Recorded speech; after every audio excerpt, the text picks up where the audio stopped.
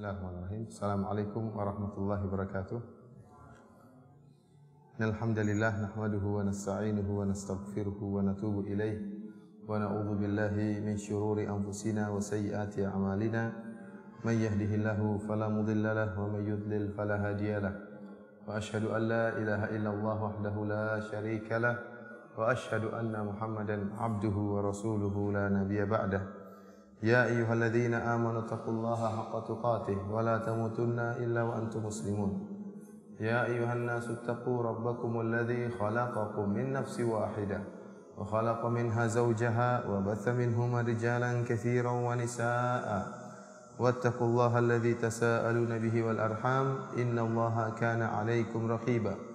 Ya ayyuhalladzina amanu taqullaha wa qulu qawlan sadida yuslih lakum a'malakum wa yaghfir lakum dhunubakum wa may yuti'illaha wa rasulahu faqad faza fawzan 'azima. Amma ba'd, fa inna asdaqal hadithi kitabullah wa khairul huda huda Muhammadin sallallahu alaihi wasallam wa syarrul umuri muhdatsatuha fa inna kulla muhdatsatin bid'ah wa kulla bid'atin dhalalah wa kulla dhalalatin finnar. Ibu-ibu yang dirahmati oleh Allah Subhanahu wa taala, pada kesempatan berbahagia ini saya akan menyampaikan sebuah kajian yang terkhususkan bagi ibu-ibu tentang ciri-ciri istri yang solehah. Karena banyak dalil menunjukkan bahwasanya jika seorang wanita menjadi istri yang solehah, maka sangat mudah terbuka baginya pintu surga. Sampai-sampai Rasulullah sallallahu alaihi wasallam menyatakan, "Lau kuntu amiran ahadan ayasjuda li ghairillah la amartul mar'ata an tasjuda li zawjiha." Kalau saya boleh memerintahkan seorang untuk sujud kepada selain Allah, maka saya akan perintahkan seorang istri untuk sujud kepada suaminya. Kenapa? Karena terlalu besar hak seorang suami yang harus ditunaikan oleh seorang istri. Oleh karenanya, pada kesempatan yang bahagia ini saya tidak akan menyinggung tentang kewajiban suami. Kewajiban suami, apa yang harus dilakukan oleh suami, itu perlu pengajian tersendiri. Akan tapi pada kesempatan kali ini kajian terkhususkan kepada ummahat, kepada ibu-ibu yang mengharapkan surga Allah Subhanahu wa taala, yang mau bersabar menghadapi sulitnya kehidupan demi meraih kenikmatan abadi di surga Allah Subhanahu wa taala. Karena saking besarnya hak seorang suami terhadap istri, sampai-sampai para ulama menyebutkan jika seorang wanita telah bersuami, maka dia harus lebih patuh kepada suaminya daripada kedua orang tuanya. Artinya jika ada perselisihan antara orang tuanya dengan suaminya dalam beberapa hal, misalnya dalam menentukan di mana dia harus tinggal misalnya, atau perkara-perkara yang lain, maka perkataan suaminya harus lebih dia turuti daripada perkataan kedua orang tuanya. Oleh karenanya seorang istri, seorang wanita, dia sebagaimana diwajibkan berbakti kepada kedua orang tuanya, dia juga diwajibkan berbakti kepada suaminya. Karenanya seorang wanita sebagaimana dia merasa mendapat pahala yang besar jika dia taat kepada ayah dan ibunya, maka hendaknya dia sadar bahwasanya jika dia taat kepada suaminya pula, dia juga akan mendapatkan pahala yang besar. Karena berbakti kepada suami lebih diwajibkan daripada berbakti kepada kedua orang tuanya. Demikian pula tatkala seorang istri dia merasa telah terjerumus dalam dosa besar jika membangkang ayah dan ibunya, jika mengangkat suara di hadapan ayah dan ibunya, maka hendaknya dia pun merasa berdosa tatkala dia membangkang suaminya, membentak suaminya, sebagaimana dia merasa berdosa tatkala membentak ayah dan ibunya.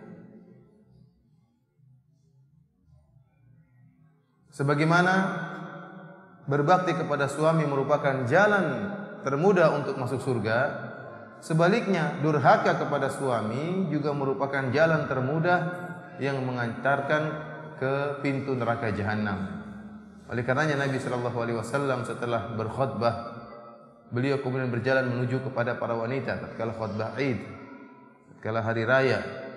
Maka Nabi sallallahu alaihi wasallam pun mengkhususkan khutbahnya kepada para wanita. Dia mengatakan, ya ma'syaran nisa tasaddaqna fa innakunna aktsara hatabi jahannam. Wahai para wanita, banyaklah bersedekah karena kalian adalah penghuni terbanyak neraka jahanam.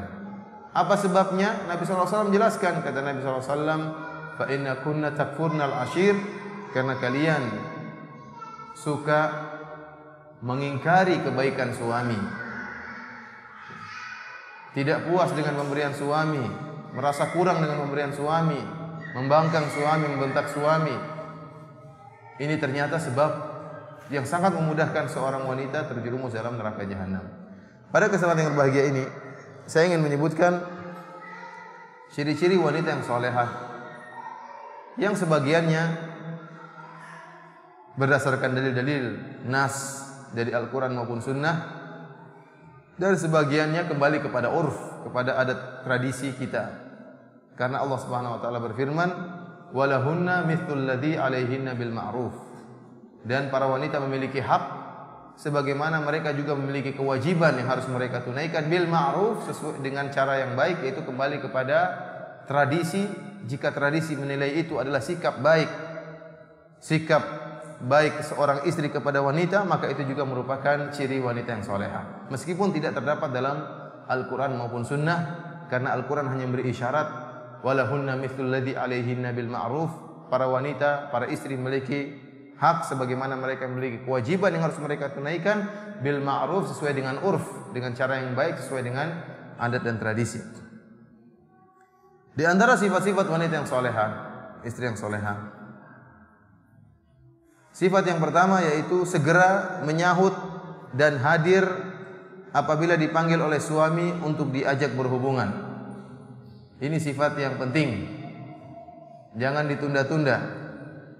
Karena masalah hasrat, para lelaki tidak menerima penundaan, harus segera.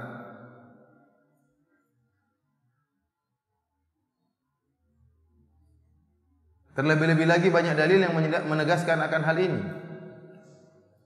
Seperti Nabi SAW telah menjelaskan bahwasanya jika seorang laki memanggil istrinya, mengajak istrinya untuk pergi ke ranjang, maka harus dia penuhi panggilan tersebut. Bahkan kata Nabi SAW, wa in kanat 'alal qatab, meskipun sang wanita sedang berada di atas onta, lagi hendak mau bersafar, tahu-tahu suaminya berubah pikiran, dipanggil dulu ke kamar, maka harus turun dari ontanya dan taat kepada suaminya. Jangan ditunda-tunda. Dalam hadis yang lain kata Nabi SAW, wa in kanat 'ala tanur, meskipun sang wanita sedang bakar roti, sampai-sampai sebagian ulama mengatakan meskipun rotinya terbakar, meskipun rotinya hangus, tidak apa-apa, mubazir, tetapi ada maslahat yang lebih besar, harus dia taati. Ini penegasan bahwasanya kewajiban memenuhi hasrat suami, kewajiban yang harus segera dikerjakan. Ini sangat penting. Karena di antara tujuan dari menikah, sebagaimana sabda Nabi SAW, fa innahu aghaddu lil basar wa ahsanu lil farj. Sungguhnya pernikahan itu menundukkan pandangan dan juga menjaga kemaluan. Jika sang suami kemudian hasratnya tertunda, maka akan menjadi beban di benaknya dan menjadi pikiran yang menggelisahkannya. Sampai-sampai Nabi SAW menyebutnya dalam hadis, jika seorang suami mengajak istrinya ke ranjang, kemudian istrinya tersebut menolak, akhirnya fabata ghadban, maka sang suami pun tidur malam itu dalam keadaan marah, maka malaikat akan melaknat istrinya sampai pagi hari. Bahkan Allah Subhanahu wa taala murka kepada wanita yang seperti ini. Dan tentunya kita tidak ingin seorang wanita, seorang istri tidak ingin jadi istri yang terlaknat gara-gara tidak memenuhi hasrat suaminya. Saya katakan kajian ini khusus kepada para ibu-ibu. Mungkin ibu-ibu mengatakan, ya suami juga harus lihat kondisi lah, lihat Itu masalah lain, itu pengajian bapak-bapak. Kalau saya berbicara dengan bapak-bapak, saya akan kasih nasihat kepada mereka. Tetapi sekarang pembicaraan terhadap ibu-ibu. Ibu-ibu hendaknya segera memenuhi hasrat suami, ya. Sesegera mungkin, jangan ditunda-tunda.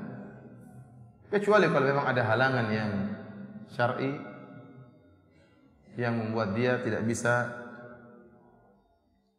mengerjakan tugas ini dengan segera. Ciri yang kedua di antara ciri istri salehah, yaitu tidak membantah perintah suami selagi tidak bertentangan dengan syariat. Allah Subhanahu wa taala berfirman, "Fas-salihatu qanitatun hafizatun lil ghaibi bima hafizallah." Fas-salihat, maka wanita-wanita yang salehah, qanitat, yang mereka taat kepada Allah Subhanahu wa taala, hafizat, dan mereka menjaga diri mereka tatkala suami mereka tidak ada. Bima hafizallah, karena Allah telah memelihara mereka. Qatadah rahimahullah berkata, "Fas-salihatu qanitat", para wanita-wanita yang salehah, yang taat, yaitu wanita-wanita yang taat kepada Allah dan taat kepada suami-suami mereka. Dan ini sangat penting, karena ketahuilah bahwasanya suami adalah pemimpin rumah tangga, dan sering terjadi ya ketidakcocokan misalnya antara pendapat istri dengan pendapat suami. Maka yang menjadi keputusan adalah keputusan suami.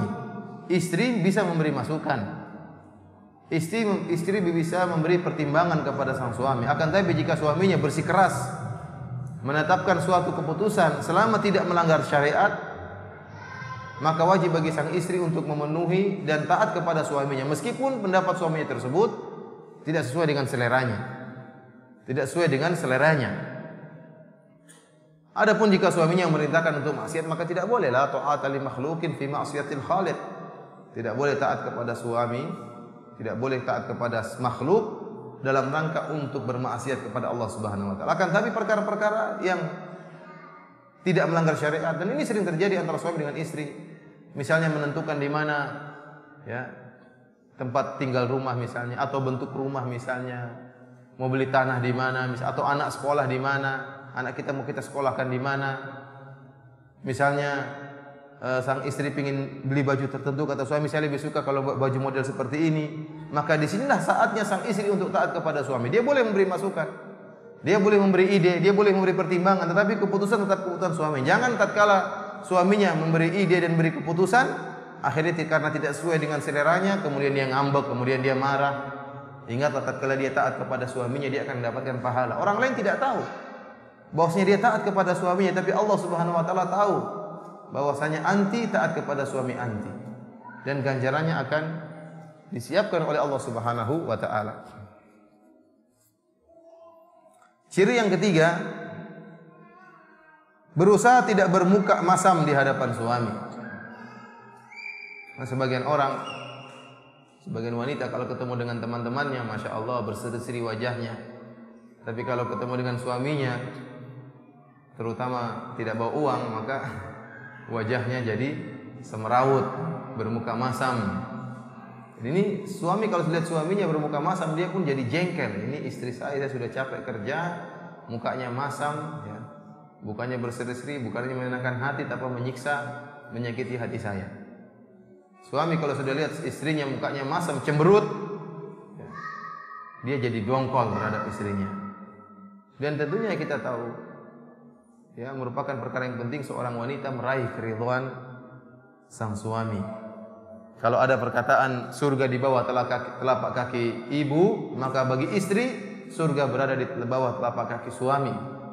Karena seorang wanita jika meninggal dalam keadaan suaminya ridha, maka itulah ibadah yang sangat mulia. Dia telah berbakti kepada suaminya. Oleh karenanya seorang wanita berusaha untuk bisa bermanis muka di hadapan suaminya. Dia bermanis muka di hadapan suami itu ibadah. Saya ingatkan ibu-ibu, bermanis muka di hadapan suami, senyum di hadapan suami, berseri-seri di hadapan suami, itu ibadah, meskipun dibuat-buat. Kenapa seorang wanita tatkala bertemu dengan temannya bisa segera langsung secara otomatis berseri-seri wajahnya, padahal baru sekarang lagi cemberut sama suaminya, tiba-tiba kalau ada temannya datang langsung bisa berseri-seri. Lagi marah-marah, lagi bentak suaminya, tiba-tiba temannya telepon, "Ayo gimana kabarnya?" Langsung bisa halus seketika itu. Padahal baru saja ngamuk-ngamuk sama suaminya. Sikap dia berusaha untuk bermanis-manis kata, bertutur kata yang indah, bermanis muka di hadapan suaminya. Meskipun dibuat-buat itu berpahala di sisi Allah Subhanahu wa ta'ala.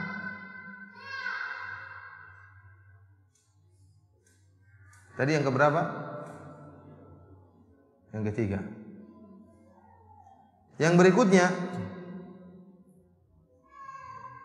yang keempat, penekanan dari yang ketiga tadi, ya, berusaha memilih kata-kata yang terbaik tatkala berbicara dengan suami. Memilih kata-kata ini perkara yang penting. Seorang istri berusaha menjaga perasaan suaminya. Tentunya suami juga harus menjaga perasaan istrinya. Tapi saya katakan ibu-ibu, ini pembicaraan kajian khusus buat ibu-ibu. Seluruh serangan tertuju kepada ibu-ibu, bukan kepada bapak-bapak. Bapak-bapak pengajiannya sendiri. Ya. Ibu-ibu tatkala berbicara dengan suami hendaknya memilih kata-kata yang indah, kata-kata yang baik, yang menyenangkan hati suami. Ibu-ibu memilih kata-kata itu berpahala di sisi Allah Subhanahu wa taala. Jangan asal sembarang omong. Karena sebagian istri asal ngomong tidak mikir, akhirnya menyakiti hati suaminya.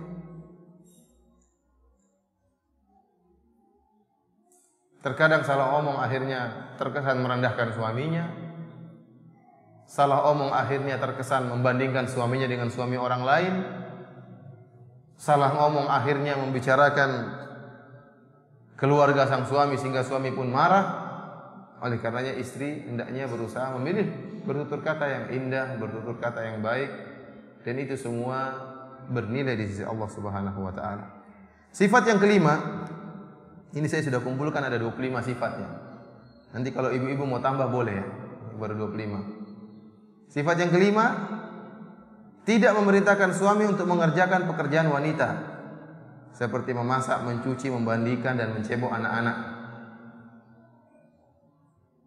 Usahakan suami jangan disuruh untuk mengerjakan pekerjaan wanita karena suami sudah bekerja di luar mencari nafkah. Kecuali kalau sesekali dalam kondisi memang sulit karena misalnya ada 2 anak, satunya menangis sehingga harus ditangani. Saya rasa suami tidak akan berat tatkala melihat kondisi istrinya dalam keadaan sulit sehingga tatkala dimintai bantuannya, ya, dia akan dengan senang hati membantu. Tetapi kalau sang istri tidak ada kegiatan, lagi sibuk BlackBerryan, lagi sibuk Facebookan, "Mas, cebokin anak kita, Mas." Anakmu bukan anak kita. Kayaknya suaminya disuruh cuci pakaian sementara istrinya kosong, nggak ada kerjaan. Ya, ini istri yang durhaka seperti ini. Apalagi kalau suaminya tatkala dicoba untuk mencebok anak-anak ternyata berhasil, suaminya tunduk, ya sudah disuruh aja tiap hari. Ya, jangan. Ini tidak boleh. Seorang istri yang soleha berusaha menjauhkan suaminya dari pekerjaan-pekerjaan wanita. Kecuali tadi dalam kondisi-kondisi yang tertentu, saya rasa suami pun dengan mudah membantu tatkala melihat istrinya sudah berusaha dan mungkin letih atau dalam kondisi misalnya lagi sakit, maka sang suami dengan ya lapang dada untuk membantu. Akan tapi jika tiap hari disuruh masak, disuruh mencuci, disuruh ya ngurusin anak-anak, pakaian baju anak-anak, maka ini bukan pekerjaan lelaki dan ini bukan ciri istri yang soleha.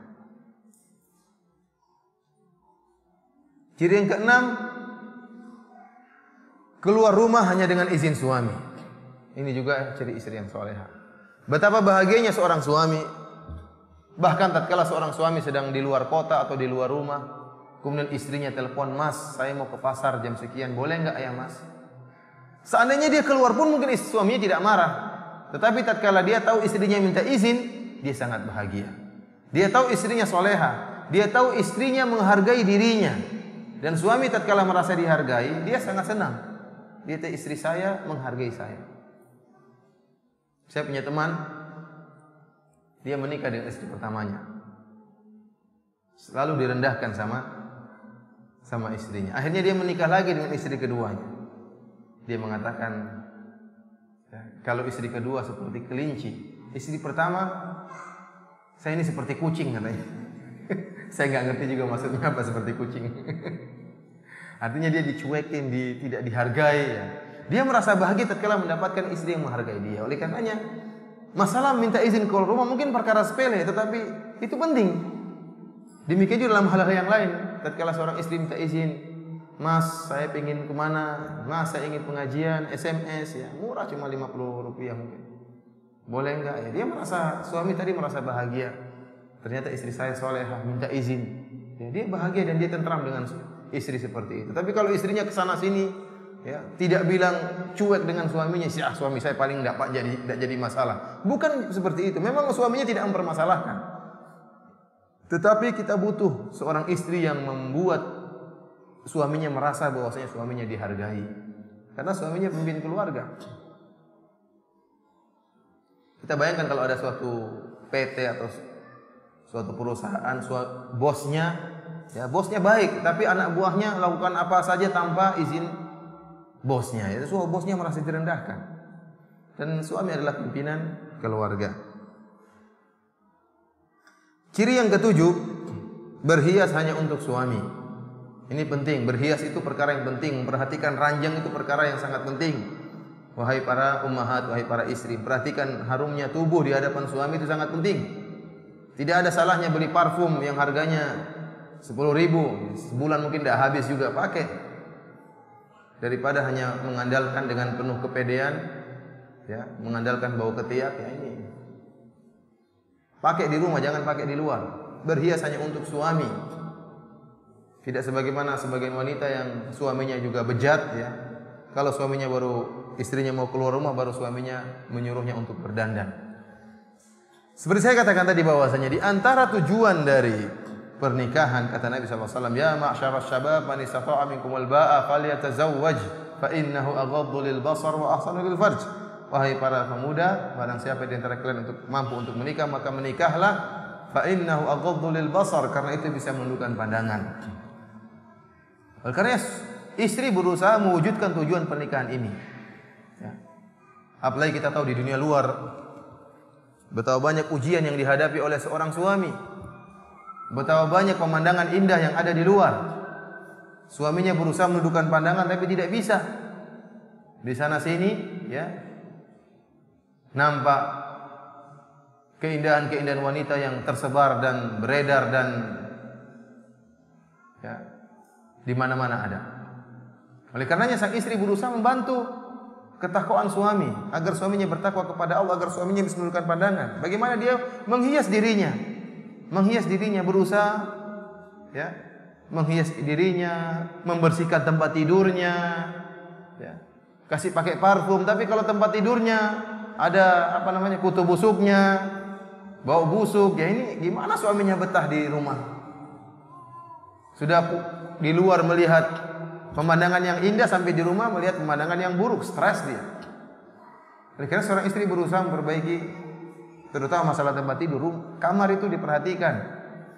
Kalau suaminya betah di kamar, dia dapat pahala. Kenapa? Suaminya bisa menundukkan pandangan, dapat pahala di sisi Allah Subhanahu wa taala.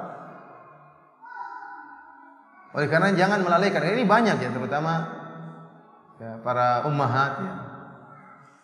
Saya tahu ya mungkin ekonomi terbatas, tapi saya rasa tidak butuh uang banyak untuk bisa merias diri. Beli yang murahan-murahan tidak apa-apa. Tidak mesti harus yang parfum harganya 30 juta, tas yang harganya 100 juta. Saya tidak suruh beli seperti itu. Ada parfum yang 5.000, parfum 10.000. Yang penting ada harumnya. Beli yang buat penghilang bau ketiak. Ya, ini kan murah meriah, tidak mesti mahal-mahal. Ya. Kalau beli sikat gigi, odol, ya pokoknya perhatianlah. Jangan baru bangun tidur kemudian meluk-meluk suami udah bau ini, bau iler, bau macam-macam. Saya ulangi lagi, jangan ibu-ibu bilang bapak-bapak juga demikian. Bapak-bapak itu pengajian sendiri. Ini sekarang pengajian ibu-ibu. Seluruh serangan tertuju kepada ibu-ibu. Jadi ibu saya ulangi bahwasanya memperhatikan ranjang, masalah spray. Ini perkara yang penting dituntut dalam syariat agar seorang suami bisa betah di rumahnya, ya.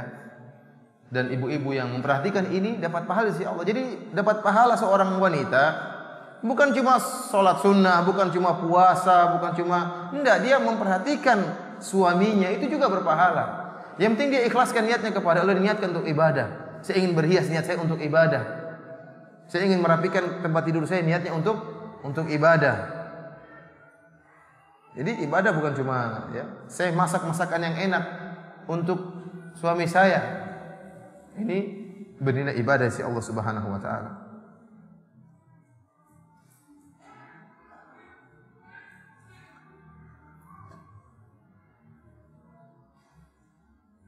Jadi seorang wanita hendaknya berhias hanya untuk suaminya, bukan sebaliknya tatkala keluar rumah malah dia berhias untuk orang lain, jadi santapan pandangan para lelaki yang jelalatan. Ini adalah sifat yang keliru. Berikutnya yang ciri ke-8, tidak membenarkan orang yang tidak diizinkan suami untuk masuk atau bertamu di dalam rumah. Kalau suaminya tidak suka dengan seorang, misalnya saya tidak mau ada Ummu Fulana main ke rumah, pokoknya jangan main ke rumah. Dia harus taat kepada suaminya.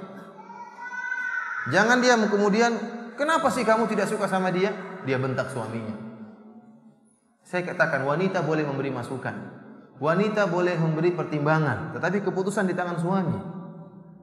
Keputusan di tangan suami. Dia taat kepada suami, ya. Selama tidak pada perkara yang diharamkan oleh Allah Subhanahu wa taala, maka itu wajib bagi seorang istri.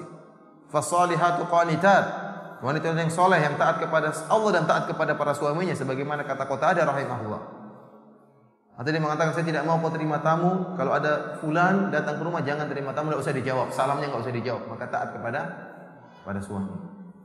Ini sangat penting, karena kalau suami sudah merasa ya, istrinya berani membentak, membantah, membangkang, maka ya, hal ini tentu akan membuat sakit hati suami.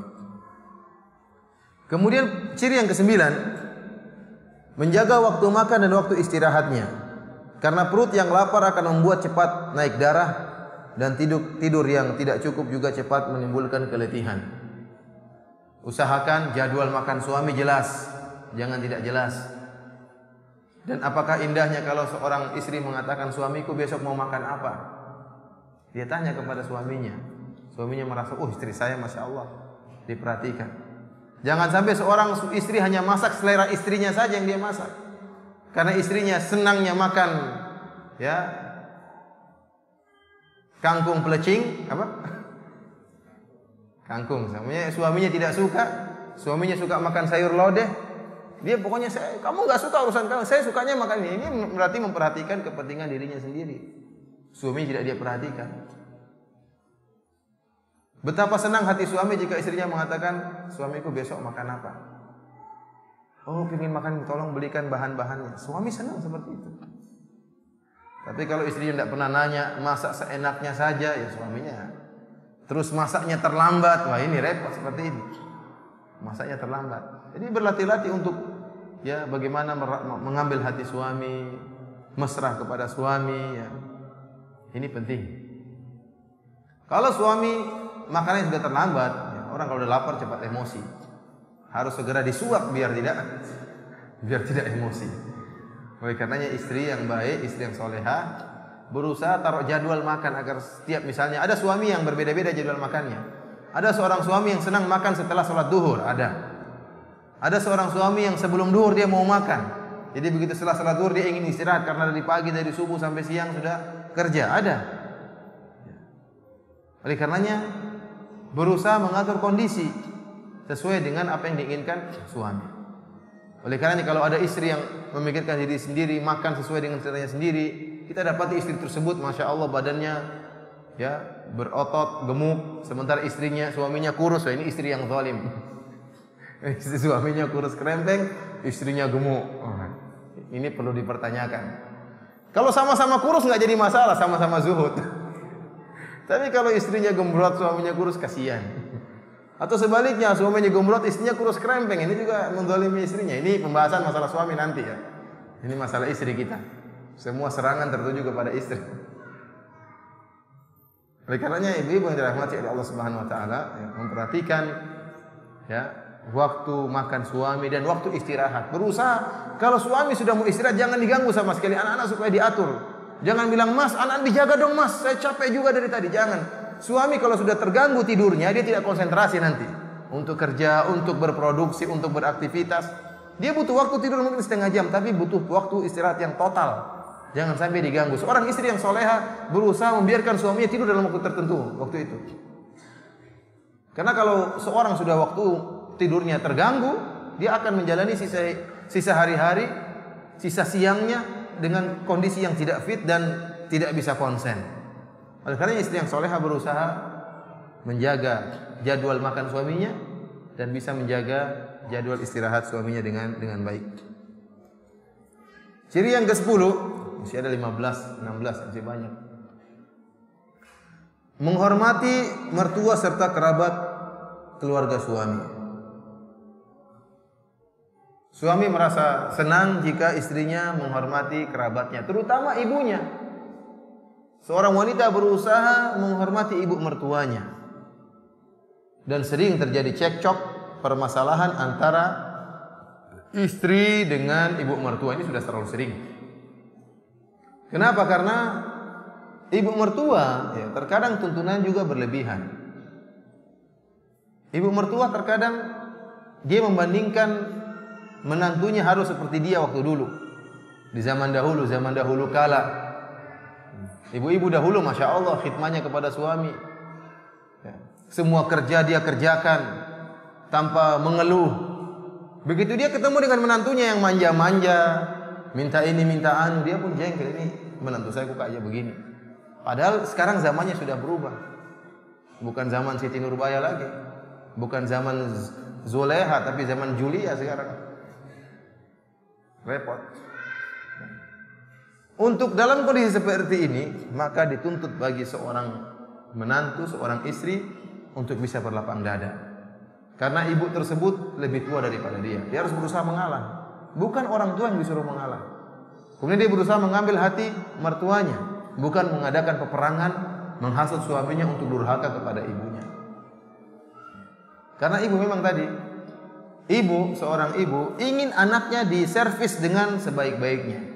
Jika dia melihat menantunya kurang bagus dalam menservis anaknya, dia yang marah. Bukan anaknya yang marah, tapi ibunya yang marah. Terutama jika tinggal serumah antara ibu dengan menantu. Ibu ini senantiasa mengawasi. Kalau lihat ada sikap-sikap menantunya yang tidak baik, dia jengkel. Yang jengkel bukan anaknya, dia, karena dia kok anak saya tidak dihargai.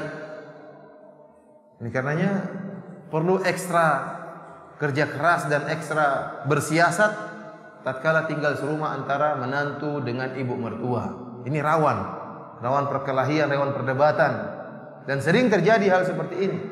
Menantu sama ibu mertua ribut. Kemudian ibu mertua pun memiliki rasa cemburu tatkala dia tahu anaknya begitu perhatian terhadap istrinya, sementara terhadap ibunya kurang. Dia tahu istrinya dibelikan emas, dibelikan emas, sementara ibunya tidak dibelikan apa-apa. Ini juga bahaya. Sebenarnya masalah ini, masalah cekcok antara istri dengan ibu mertua, yang paling memiliki peran dalam menghadapi masalah ini, dalam mengislah adalah anaknya sendiri, sang suami itu sendiri. Bagaimana bisa menghadapi, bagaimana bersikap yang benar terhadap istrinya dan terhadap orang tuanya. Akan tapi karena pembahasan kita terhadap ibu-ibu, maka kita tidak bahas di sini.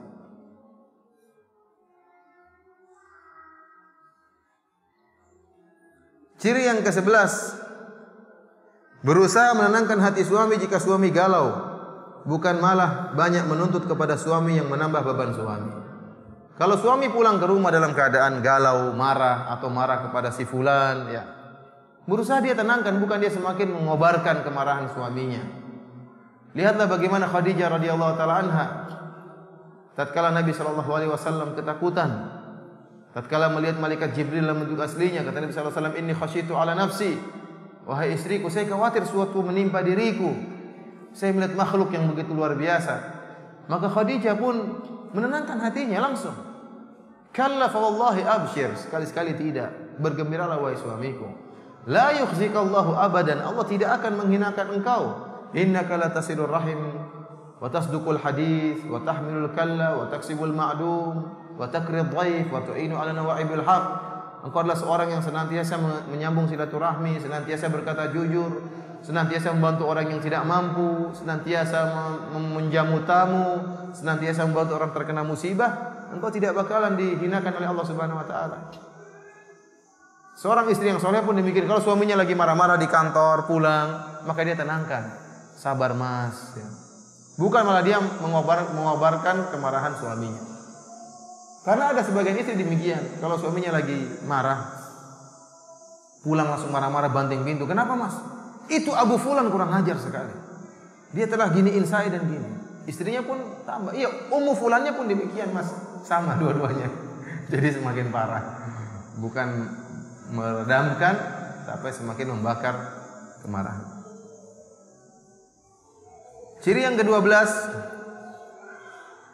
segera minta maaf jika melakukan kesalahan kepada suami dan tidak menunda-nundanya. Ini penting. Namanya kehidupan rumah tangga. Tidak ada yang selamat dari kesalahan. Suami pun salah, istri pun salah. Namun jika seorang istri sudah tahu dia yang salah, maka segera dia minta maaf. Jangan dia angkuh. Karena sebagian istri demikian, sombong, dia nggak mau. Sudah tahu dia salah, tidak minta maaf. Maunya suaminya yang minta maaf. Bahkan terkadang suaminya diboikot, dihajar. Diajak ngomong tidak mau, diajak ke tempat tidur tidak mau. Tidak mau masak seharian. Nah, ini repot seperti ini. Seharusnya seorang istri kalau dia sudah tahu salah, jangan dia angkuh, jangan dia, segera dia kembali kepada suaminya, cium tangan suaminya. Betapa bahagia suaminya jika dia tahu, istri saya masya Allah. Ya, kemarin dia marah-marah, sekarang dia minta maaf, luar biasa.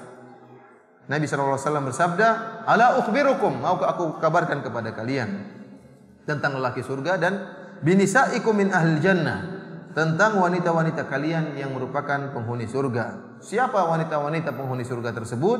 Kata Nabi SAW,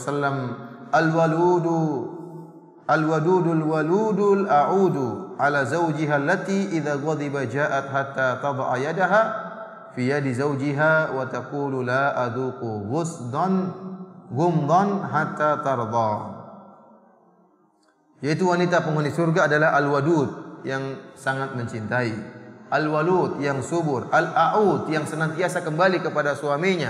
Jika suaminya marah kepada dia, maka dia pun segera datang ke suaminya.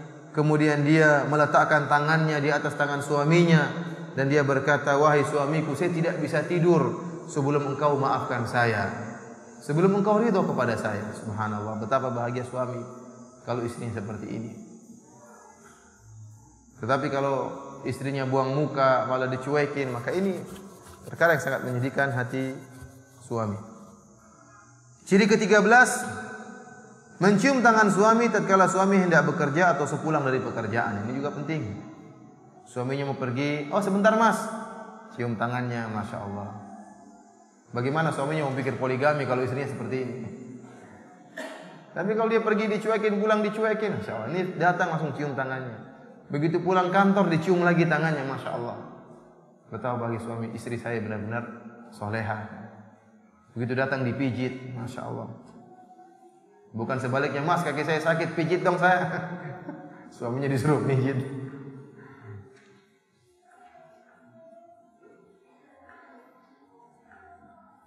Kemudian di antara ciri istri soleha, ciri yang ke-14, mau diajak oleh suami untuk sholat malam. Bahkan bila perlu mengajak suaminya untuk sholat malam. Ini adalah istri yang soleha, yang tatkala diajak suaminya sholat malam dia mau. Bahkan bisa lebih baik lagi dia yang mengajak suaminya untuk sholat malam. Ketahuilah ibu-ibu yang dirahmati oleh Allah Subhanahu Wa Taala bahwasanya tidak mungkin sebuah keluarga meraih kehidupan bahagia kecuali jika keluarga tersebut menjadikan akhirat sebagai orientasi kehidupannya, tujuannya utama kehidupannya. Dan jika suami dan istri bekerja sama dalam ketakwaan, maka ini keluarga yang sangat indah. Berusaha sama-sama bertakwa kepada Allah, saling bantu-bantu dalam bertakwa kepada Allah, saling mengingatkan. Karena terkadang suami sulit dinasihati oleh orang luar, tapi kalau istri yang nasihati mungkin masuk. Atau sebaliknya, orang lain mungkin malu untuk nasihati kita, tapi kalau suami kita atau istri kita yang beri nasihat, kita mau terima. Dalam suatu hadis Nabi sallallahu alaihi wasallam bersabda, "Rahimallahu rajulan qama minal laili fa shalla wa ayqadha imra'atahu fa shallat." Semoga Allah merahmati seorang lelaki yang dia bangun di tengah malam kemudian dia salat. Kemudian dia bangunkan istrinya, kemudian istrinya pun salat. Fa in abat nadhaha fi wajhiha al-ma. Kalau istrinya malas untuk bangun salat, maka dia pun memercikkan air di atas wajah istrinya. Wa rahimallahu imra'atan qamat minal laili fa shallat. Semoga Allah merahmati seorang wanita yang dia bangun di tengah malam kemudian dia salat. Wa aiqadzat zaujaha, kemudian dia bangunkan suaminya untuk salat. Fa in aba nadhahat fi wajhihi alma. Kalau suaminya enggan untuk bangun, maka sang istri pun memercikan percikan air di wajah suaminya untuk salat. Dalam riwayat yang lain, Rasulullah SAW mengatakan, "Idza aiqadha ar-rajulu ahlahu minal laili fa shallaya aw shalla rak'ataini jami'an, kutiba fi dzakirina wadz-dzakirat." Jika seorang lelaki membangunkan istrinya di tengah malam kemudian salat bersama 2 rakaat, maka dua-duanya akan dicatat sebagai adz-dzakirina wadz-dzakirat, yaitu golongan lelaki dan golongan perempuan yang banyak berzikir kepada Allah Subhanahu wa taala. Dan ini sunnah ya. Para ulama mengatakan boleh seorang suami dan istri salat berjamaah. Dengan syarat tidak menjadikan satu kewajiban dan selalu demikian, tapi boleh saja. Dalam hadis ini jelas kata Rasulullah sallallahu alaihi wasallam, "Au shalla rak'ataini jami'an", salat sama-sama 2 rakaat. Berarti boleh. Dan dalil-dalil menunjukkan bahwasanya ya, asalnya salat-salat sunnah itu tidak dikerjakan secara berjamaah kecuali yang ada dalil menunjukkan akan hal itu. Seperti salat istisqa, salat gerhana misalnya, atau salat Id jika kita menganggap hukumnya sunnah ya. Adapun salat-salat yang lain asalnya dikerjakan sendiri, seperti salat lail, kemudian salat tahiyatul masjid, seperti salat ya wudu, salat yang lainnya, salat taubat, asalnya dikerjakan sendiri tidak berjamaah. Kecuali yang ada dalilnya mengecualikan, seperti salat malam. Salat malam ada dalil menunjukkan Nabi sallallahu alaihi wasallam meskipun di luar bulan Ramadan terkadang berjamaah. Rasulullah SAW pernah sholat bersama seorang sahabat dalam sholat malamnya. Ya. Beberapa sahabat pernah sholat malam bersama Nabi SAW. Akan tapi tidak diriwayatkan Nabi SAW senantiasa sholat malam bersama Aisyah, tidak. Oleh karena para ulama mengatakan boleh seorang suami sholat malam dengan istrinya, ya sesekali, ya tidak mengapa. Namun tidak menjadi rutin harus tiap hari. Sering-sering juga tidak mengapa. Sebagaimana berdasarkan dalil yang telah kita sebutkan ini. Kata Nabi sallallahu alaihi wasallam, "Idza aiqadha ar-rajulu ahlahu minal laili fa shallaya aw shalla rak'ataini jami'an." Jika seorang lelaki membangunkan istrinya di tengah malam kemudian mereka berdua salat atau salat 2 rakaat bersama, maka akan diberikan ganjaran oleh Allah Subhanahu wa taala. Kemudian ciri berikutnya, ciri yang ke-15, yaitu tidak menyebarkan rahasia keluarga. Terlebih lagi rahasia tentang ranjang. Akan tapi istri yang soleha berusaha menutupi aib-aib suaminya serta memuji suami agar menambahkan rasa sayang dan cintanya. Namanya keluarga pasti ada kekurangan. Seorang suami bisa jadi di luar di hadapan orang banyak adalah orang yang soleh, yang bertakwa kepada Allah, tapi di hadapan suaminya, di hadapan istrinya terkadang dia terjerumus dalam kemaksiatan dan hanya istrinya yang tahu. Maka tugas istrinya adalah menasihati suaminya, bukan malah membongkar aib suaminya di luar. Ini namanya mencelakakan rumah tangganya, tidak diperbolehkan hal ini. Bahkan ini merupakan amanah, bahkan jika terjadi perceraian, seandainya terjadi perceraian, maka tetap rahasia tetap dipegang. Suami menjaga rahasia, aib-aib istrinya ditutup, dan sang wanita juga menutup aib-aib bekas suaminya, bukan malah tatkala cerai kemudian bongkar-bongkaran. Ini tidak benar. Apalagi jika tidak dalam perceraian. Keluarga yang harmonis, ya, namanya kehidupan keluarga pasti ada kekurangan. Maka tugas bagi seorang istri untuk tidak membongkar aib keluarga. Terutama termasuk perkara yang harus dijaga adalah hubungan ya ranjang antara suami dengan istri. Tidak boleh seorang istri menceritakan tentang hubungannya dengan suami. Sebaliknya suami pun demikian. Kalau Nabi SAW melarang seorang istri mensifati wanita lain di hadapan suaminya sampai seakan-akan suaminya melihat langsung. Ada seorang istri mengatakan, suamiku itu tadi Ummu Fulana cantik sekali. Wah, badannya semampai." Ini tidak boleh dalam syariat. Tidak boleh dalam syariat. Apalagi kemudian dia menceritakan tentang hubungannya dengan suaminya kepada wanita lain sehingga wanita lain menghayalkan suami dia, gaya-gaya di hubungan. Ini haram hukumnya. Termasuk perkara yang berat hukumannya. Dalam satu hadis Abu Sa'id Al-Khudri radhiyallahu ta'ala anhu berkata, qala Rasulullah sallallahu alaihi wasallam, inna a'zamal amanati 'inda Allah yaumal qiyamah ar-rajulu yufdi ila imra'atihi wa tufdi ilaihi thumma yanshuru sirraha. Ya.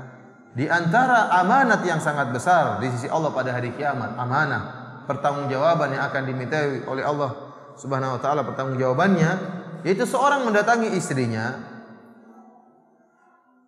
dan istrinya mendatangi suaminya, kemudian suami ini menceritakan tentang rahasia istrinya tatkala dia berhubungan dengan istrinya, tidak boleh. Ini hukumnya sama. Suami tidak boleh menceritakan hubungannya dengan istrinya kepada orang lain. Demikian pula seorang wanita tidak boleh menceritakan hubungan dia dengan suaminya di hadapan orang lain.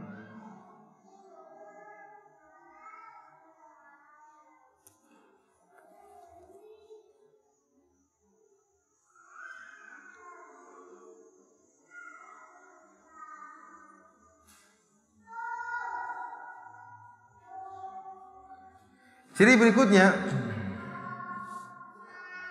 yang keberapa ya? Ke-16. Ya.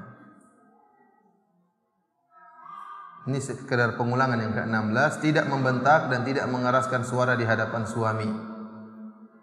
Yang ke-17, berusaha untuk bersifat qanaah, menerima sehingga tidak banyak menuntut harta suami.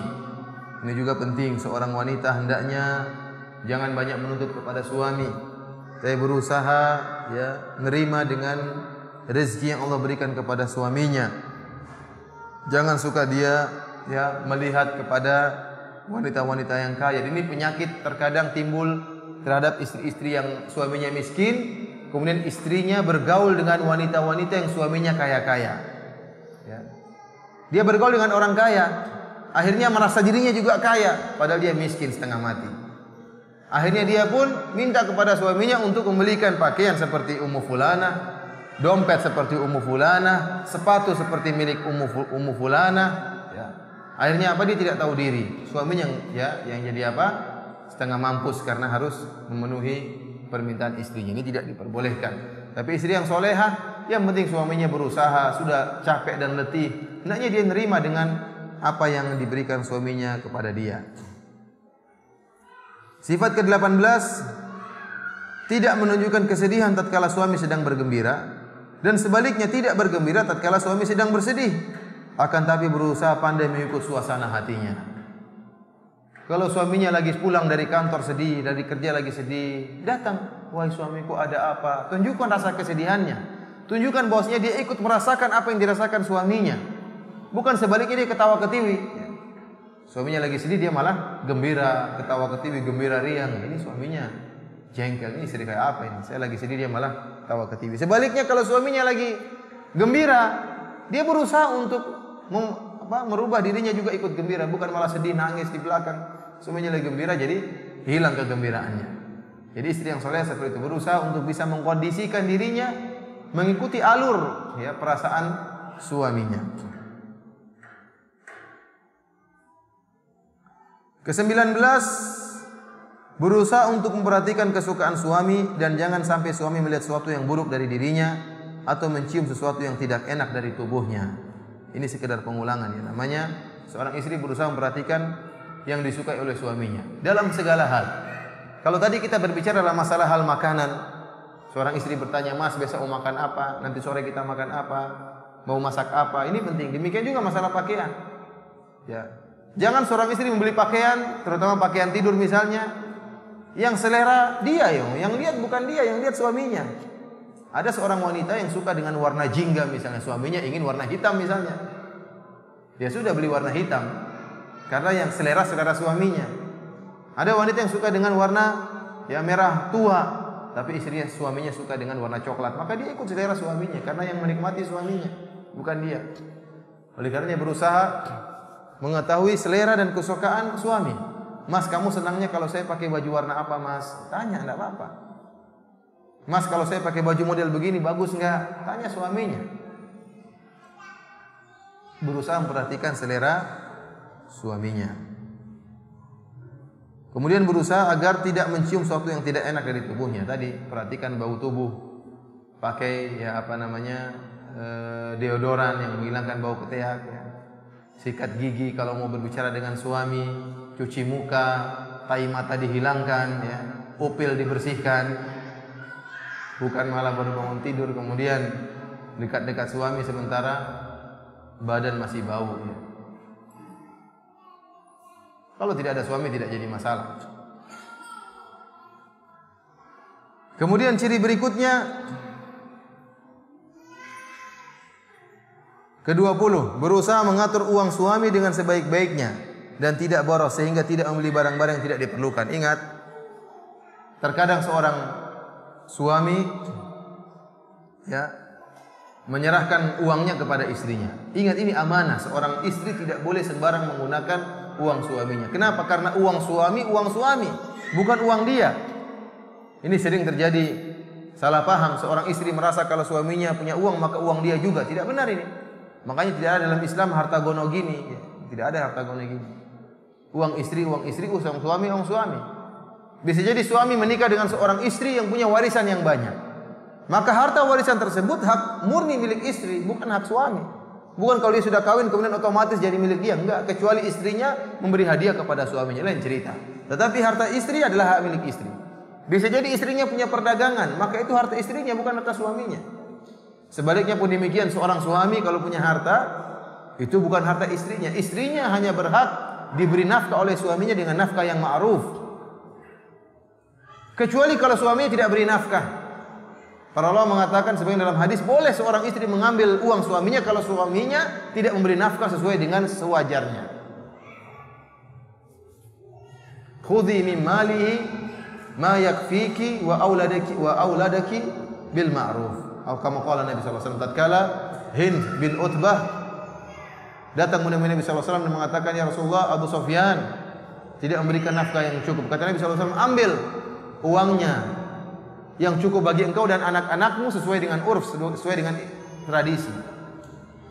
Ini dalil bahwasanya seorang wanita boleh mengambil harta suaminya tanpa sepengetahuan suaminya, tetapi hanya sekedar sebatas yang cukup bagi dia dan anak-anaknya. Bukan dia ambil kemudian dia kasih orang tuanya, dia ambil dia kasih ibunya. Ini namanya mencuri. Tidak boleh. Karena ada sebagian istri yang demikian. Dia ngambil uang suaminya dan dia gunakan tanpa sepengetahuan suaminya, padahal pada perkara-perkara yang diharamkan. Tidak boleh. Bahkan para ulama menyatakan tidak boleh seorang istri kemudian karena ingin bersedekah dia pakai uang suaminya. Ini uang suami tidak boleh. Dia harus minta izin sama suaminya kalau mau sedekah. Kecuali kalau sedekah yang memang biasa, sedekah yang ringan, yang menurut adat, kebiasaan, tradisi suaminya tidak marah, nggak jadi masalah. Ada orang pengemis minta 5.000 mungkin dikasih. Ini mungkin suaminya tambah memberitahu suaminya mungkin tidak menjadi masalah karena suaminya mungkin tidak marah. Tapi kalau sedekahnya sampai 1 juta, sampai 2 juta, maka ini harus minta izin kepada suami. Karena harta adalah harta suami, bukan harta istri. Kemudian seorang istri tidak boleh membeli barang-barang yang tidak perlu. Namanya istri gatal pengen belanja. Pengen beli ini, tiap tahun ganti ini, beli ini. Ya. Padahal uang suaminya. Suami tidak tahu, uangnya habis. Tidak hemat. Ingat, harta suami adalah amanah dan bukan harta istri dan akan ditanya oleh Allah Subhanahu wa taala pertanggungjawabannya. Ciri yang ke-21 telah kita singgung tadi, tidak menceritakan kecantikan dan sifat-sifat wanita lain kepada suaminya, yang mengakibatkan suaminya tadi bisa menghayalkan wanita tersebut, bahkan membanding-bandingkannya dengan wanita lain. Ini istri yang goblok seperti ini. Datang, Masya Allah suamiku itu Ummu Fulanah, Masya Allah wajahnya kayak Masya Allah kayak orang Cina atau kayak orang Arab, kayak orang apa, terus putih, kemudian badannya semampai. Suaminya bilang, kalau kamu gembrot, hitam. Biarnya membandingkan wanita tadi dengan istrinya. Ini namanya istri yang goblok. Dia membandingkan dirinya dengan wanita yang cantik. Oleh karena saya kadang heran melihat sebagian istri ya membiarkan suaminya nonton ya istri-istri menonton artis-artis cantik jelita. Dia tidak cemburu. Suaminya lihat artis yang cantik lagi berdandan begitu molek tubuhnya, sementara dia tubuhnya begini pas-pasan atau di bawah standar. Kemudian aduh gimana? Karena dia cemburu. Ingatkan suaminya tidak boleh seperti itu. Yang lebih aneh, ini pernah saya alami sendiri. Saya kebetulan ada teman telepon saya, tolong Ustaz, tolong temani, ada teman saya lagi umroh itu, tolong didakwahi. Kebetulan orang yang umroh ini terkenal. Saya tidak perlu sebut namanya, yang penting terkenal. Lelaki, dia mau umroh, alhamdulillah. Saya temani berjalan waktu itu, saya antar ke Gunung Uhud. Sampai di sana rupanya dia terkenal. Saya tidak tahu kalau orang ini orang terkenal. Orang semua pada berkerumung ingin minta foto sama dia. Saya hanya menghindar. Bahkan ada seorang suami istri bilang suaminya, "Mas, tolong foto saya dengan dia." Suaminya dengan pedenya foto. Ini cemburunya kemana ini kata. Ini cemburu, suami tidak punya cemburu, istri tidak punya cemburu. Kalau saya seperti itu, saya bilang, "Kamu saya cerai sekarang juga." Ini gimana kayak gini? Masa saya disuruh foto dia lagi mejeng sama lelaki lain? Ini kan kacau beliau. Oleh karena saya katakan, seorang wanita yang menceritakan kecantikan wanita lain di hadapan suaminya, ini wanita yang goblok dan tolol, yang menjatuhkan derajatnya di hadapan suaminya dan membuat suaminya berkhayal tentang wanita tersebut. Makanya ini hukumnya haram. Kemudian ciri ke-22, berusaha menasihati suami dengan baik tatkala suami terjerumus dalam kemaksiatan. Bukan malah ikut-ikutan suami bermaksiat kepada Allah, terutama di masa sekarang ini yang begitu banyak perkara yang merupakan gemerlapnya dunia dan melanggar syariat. Kalau suaminya bermaksiat, istrinya berusaha menasihati. Kalau perlu menangis di hadapan suaminya. Kalau suaminya misalnya tidak menjaga pandangannya, nonton film-film yang tidak benar, istrinya menangis, jangan ikutkan nonton. Menangis, "Ya suamiku, bertakwalah kepada Allah. Apakah Allah menyuruh engkau untuk melihat seperti ini?" Menangis di hadapan suaminya, bukan malah ikut serta dalam bermaksiat kepada Allah Subhanahu wa taala. Kalau dia melihat suaminya, mendengar suaminya bergibah ria, maka dia nasihati, "Suamiku, ini gibah, tidak boleh." Dengan cara yang baik agar suaminya, karena terkadang dan jelas kalau nasihat keluar dari hati itu akan didengar. Oleh karena istri yang solehah jika melihat suaminya bersalah, maka hendaknya dinasihati. Dan saya terus terang saja, saya ini sering dinasihati sama istri saya sendiri. Antum karena tidak tahu aib saya, yang tahu siapa? Istri saya. Yang nasihati istri saya. Kadang nasihatnya pedas. Mungkin kalau ada ustadz lain nasihati, saya pukul ustadz tersebut. Tapi karena istri saya yang nasihati, ya sudah diomel-omelin ya. Memang saya salah, terus bagaimana lagi? Kadang istri saya bilang apa? "Kamu ustadz kok kayak gini?" Aduh, berhenti deh jadi ustadz kan. Namanya orang juga punya salah. Saya bilang, "Ya istriku, namanya manusia juga terkadang salah, khilaf. Ya, kamu kan ustadz, enggak boleh." Oh, udah. Ya udahlah. Alhamdulillah, saya bangga punya istri yang menasihati saya. Semoga Allah menjaga istri saya dan tetap terus menasihati istri saya. Sering istri saya nasihat tentang masalah ikhlas, tentang masalah riya, ya itu yang mungkin tidak pernah saya dengar orang nasihatnya seperti itu. Tapi istri saya perhatian dalam masalah ini. Jazakallah khair, semoga Allah menambah iman dan ketakwaannya dan membuat dia siap dalam segala hal.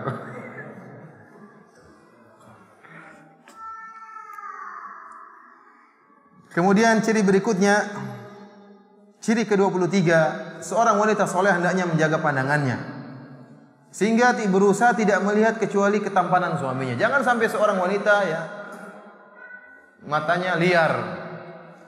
Lihat itu, Masya Allah, itu Abu Fulan, cakep sekali. Itu loh, tahu nggak suaminya Ummu Fulan, cakep sekali, mirip orang Inggris, mirip orang Jerman.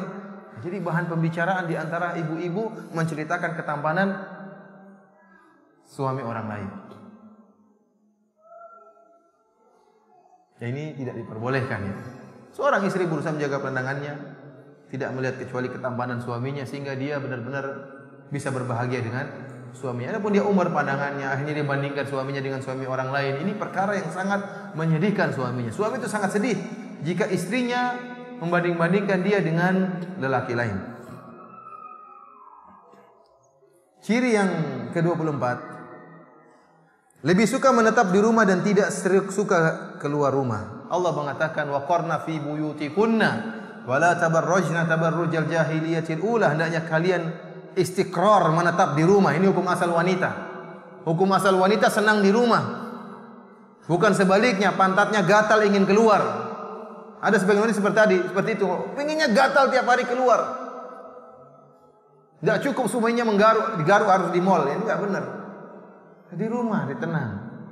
Asalnya wanita di rumah. Boleh keluar rumah kalau dalam keadaan ya dibutuhkan atau bersama suami, seminggu sekali ada kegiatan enggak jadi masalah, atau keluar ikut pengajian. Tapi pingin enggak betah di rumah, rumahnya kayaknya sumpah, lihat anak-anak bosan, lihat suaminya bosan, akhirnya apa? Mau lihat suami orang, ini enggak benar. Istri yang baik tetap di rumah, jangan sering keluar. Dan itu ciri istri yang soleha. Allah mengatakan waqarna fi buyutikunna. Tetaplah kalian di rumah-rumah kalian, jangan sering keluar rumah. Ya, sebagaimana wanita-wanita yang bejat dan fajirat, wanita-wanita yang ya tukang bermaksiat yang sering keluar rumahnya. Oleh karenanya seorang wanita semakin baik ya, dia sholat di rumahnya ya, daripada sholat di masjid. Kata Nabi sallallahu alaihi wasallam, "Wa buyutuhunna khairun lahun." Bagi mereka sholat di rumah lebih baik daripada sholat di masjid. Kenapa? Karena syariat memandang pentingnya seorang wanita tetap di rumah, tidak sering keluar rumah. Ciri yang terakhir, ciri ke-25, jika suami melakukan kesalahan maka tidak melupakan kebaikan-kebaikan suami selama ini. Bahkan sekali-sekali tidak mengeluarkan perkataan yang mengisyaratkan akan hal ini. Karena sebagaimana kita sampaikan di awal pengajian, sebab terbesar yang menyebabkan para wanita dipanggang di api neraka jahanam adalah tatkala suaminya berbuat kesalahan, mereka pun melupakan dan mengingkari kebaikan-kebaikan suami mereka. Ya. Kata Nabi sallallahu alaihi wasallam, "Lau ahsanta ila ihdakunna dahran, thumma ra'at minka syai'an, laqalat ma ra'aitu minka khairan qat." Kata Nabi sallallahu alaihi wasallam, kalau salah seorang dari kalian berbuat baik kepada seorang wanita, seorang istri sepanjang umur, tiba-tiba wanita ini melihat engkau melakukan kesalahan, dia mengatakan, "Saya tidak pernah melihat kebaikan sedikit pun darimu." Ini tidak boleh seperti ini. Karena sebagian istri seperti tadi, "Kamu memang tidak pernah baik sama saya." Ah, ini perkataan-perkataan yang menyebabkan masuk neraka seperti ini. "Kamu memang tidak pernah cinta sama saya." Gimana tidak pernah cinta? Sudah tidur kita berapa lama tidak pernah cinta? Kamu tidak pernah cinta sama saya, kamu tidak pernah baik sama saya, kamu tidak pernah gini, tidak pernah. Ya ini perkataan-perkataan yang menjerumuskan dalam neraka jahanam. Bagaimana tidak pernah cinta? Ini anak sudah 4 dari mana semua? Anak sudah 10 dari mana? Anak sudah 3 dari mana? Bagaimana tidak pernah cinta? Maka seorang istri jaga lisan. Ini perkataan-perkataan yang mudah menjerumuskan dalam neraka jahanam. Takfurnal ashir, karena kalian suka mengingkari kebaikan suami. Kufur, mengingkar, bukan kufur kepada Allah, tapi kufur kepada kebaikan suami. Ibu yang dirahmati Allah Subhanahu wa taala, inilah 25 ciri wanita yang salehah. Tinggal ibu-ibu hitung sendiri sudah berapa ciri yang ibu miliki. Ya. Semakin banyak semakin bagus, semakin sedikit semakin kurang bagus. Masih ada ciri-ciri yang lain, akan tapi saya rasa mungkin sebagiannya ya belum bisa dibicarakan sekarang ini.